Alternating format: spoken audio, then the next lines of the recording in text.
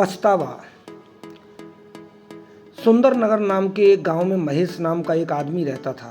महेश के 2 बेटे थे। बड़े बेटे का नाम था राम और छोटे बेटे का नाम था श्याम। बस ये 3 लोग ही घर में रहते थे। महेश अपने दोनों बेटों से बहुत प्यार करता है। महेश पेशे से एक किसान था। राम अधिकतर समय अपने पिता के साथ ही रहता और उनका काम में हाथ बटाता। राम अपने पिता की हर बात मानता और उनकी सेवा करता। वहीं दूसरी तरफ श्याम अपना अधिकतर समय बाहर आवारा दोस्तों के साथ खेत कूद कर ही बिता देता। श्याम अपने पिता की बात बहुत ही कम मानता था। इन दोनों भाइयों के विचार और व्यवहार में बहुत फर्क था। समय बीतता गया। राम और श्याम जवान हो गए। जब श्याम घर का कोई काम न करता तो पिताजी और राम दोनों मिलकर उसे समझाते कि अब तो अपनी जिम्मेदारियों को निभाना सीख। कब तक ऐसे ही अपने इन आवारा दोस्तों के साथ घूमता रहेगा। ऐसा यहाँ पर हर रोज होता था। एक दिन अचानक श्याम बाहर से आया और अपने पिता से ऊंची आवाज में बात करने लगा और बोलने लगा कि मुझे अपना हिस्सा चाहिए। मैं आपके बनाए हुए कड़े और नियम में नहीं रह सकता।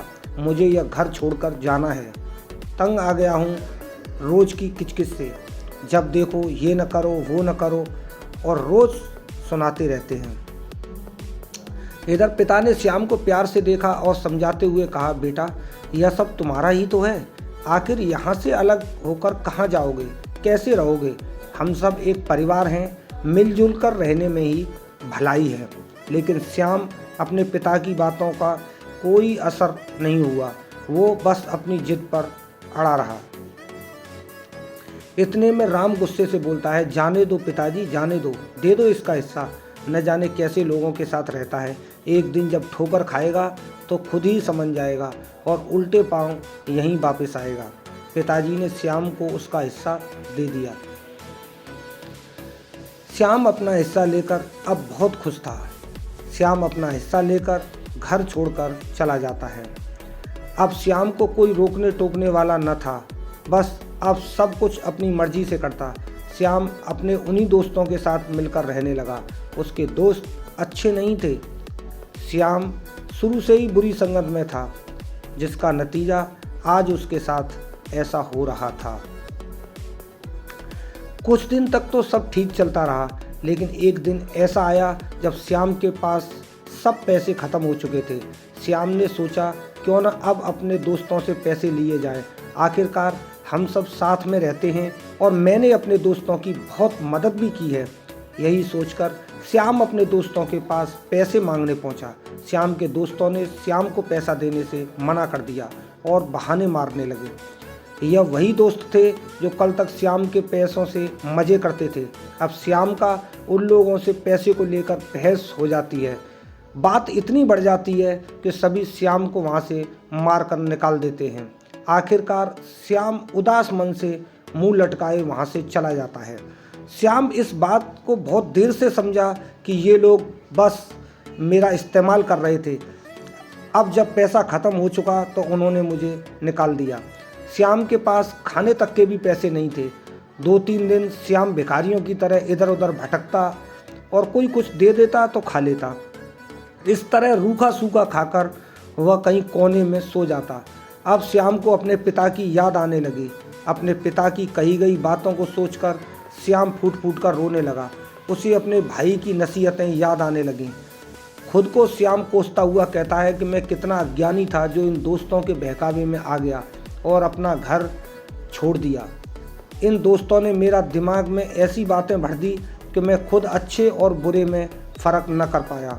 बस अपनी अज्ञानता वश में अपने पिता और भाई की बताई बातों को समझ नहीं पाया।